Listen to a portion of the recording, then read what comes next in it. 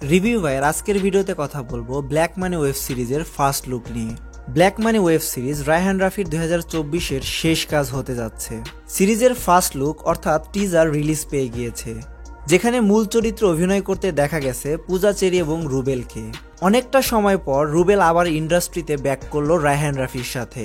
আর বলা যায় রায়হান রাফি হয়তো খুব ভালোভাবে রুবেলকে এই ওয়েব সিরিজে প্রেজেন্ট করতে পারবে। তাহলে ব্ল্যাক মানির টিজারটা কেমন ছিল? টিজারটা খুবই কম সময়ের ছিল, 1 মিনিট 33 সেকেন্ডের এই টিজার অনেক কিছু দেখিয়েও যেন কিছু দেখায় না, অর্থাৎ এর গল্পটাকে কোনোভাবেই রিভিল করে না। তবে এই টিজার দেখে বোঝা যায় হয়তোবা সিরিজে গ্যাং ওয়ার হতে যাচ্ছে।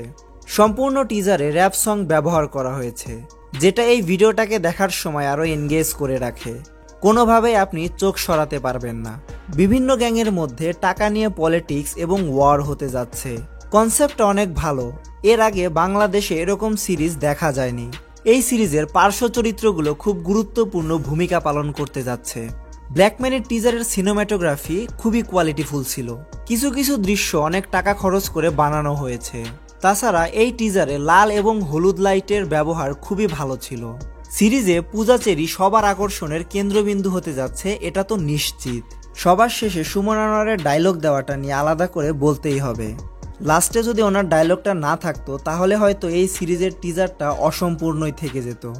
ওভারঅল রায়হান রাফির কাজ তেমন একটা বোর করে না, তাই বলা যায় ব্ল্যাক মানি ওয়েব সিরিজটা নিয়ে অনেকটা এক্সাইটেড আছি।